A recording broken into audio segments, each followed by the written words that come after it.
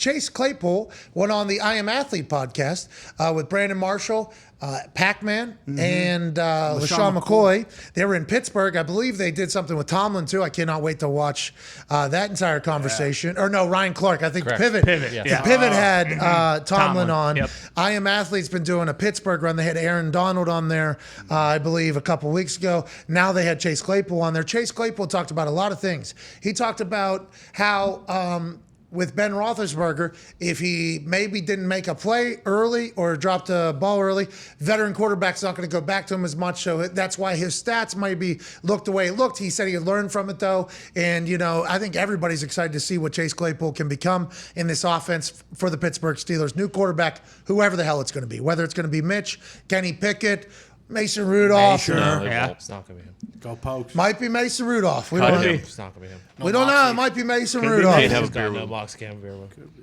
Well, anyways, Chase Claypool also said he knows he's a top 5 wide receiver. Then Brandon Marshall kind of gassed him up, and he said, top 3 wide receiver. Chase Claypool has the mindset of somebody that's going to be a top guy. I think we all think that he could become a top guy. Will he become a top guy? Pittsburgh Steelers fan at Tone Diggs. So I definitely think he has the ability. He's last year did make some drops, right? Didn't make the same catches he made his rookie year. Rookie year would go up on top of people, make these catches. Correct. Last year there was a couple of those situations where maybe in the year ago he would have made and he didn't make those catches. Yeah, and the right? big difference was his rookie year, he had 900 yards and 9 touchdowns. In his second year, he had 900 yards, but only had 2 touchdowns. He wasn't he wasn't making those huge splash plays like you talk about, but he definitely has the ability to do it. And I listen, if it's one thing saying that you are, but if this motivates him to maybe actually, work harder or do whatever, I'm okay with him saying it. But, he has some similar traits to a wide receiver that's gone to Kansas City, and, let's dial it in. Let's focus it in. You're talking about TikTok a little bit? What? You're talking about him getting on TikTok and into the content game just like Juju Smith-Schuster kind of did? I don't speak the name of John Schuster anymore. That's not his name. I believe that is his real name. Yeah, it's something John Smith Schuster.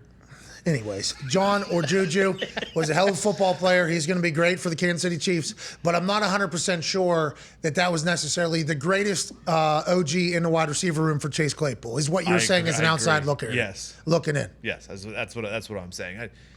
They haven't really had a true leader in that locker room in a long, long time. In the offensive side, in the wide receiver room. Yes, that's what I meant. Yeah, because Cam Hayward came on our show and said, hey, everybody's talking about us not having leaders, need to chill the fuck out, basically. In the receiver room is what I meant, yeah. And we were all talking about that, I think, at the time, because there was obviously dancing on the logos and let drama happen and losing happening and drop balls happening and things like that. And I think Cam Hayward took it as a shot at his leadership. We'd like to let him know it's not about that. No. It's about what's going on in one particular room, how you can maybe get the most out of that while also growing your own personal brand without becoming a distraction, I think, is what everybody was chatting about, right? Yeah. I think so. And isn't it? I mean, ultimately, isn't it just you can do all this kind of stuff with the TikTok and whatever. By the way, you should. I did it. Yeah, exactly. But then you have to perform on the field. Yes. And you have to know if you don't, immediate criticism is going to come because you are doing something that could benefit yourself that isn't just what the fans of the team that you're playing for, who is also benefiting from, are focused on. Happened to me at the beginning of my career, very quiet. I learned how to punt first. And then as soon as I started having, whether it was an appearance on the Bob and Tom show or doing stand-up shows or my own podcast or my own merch business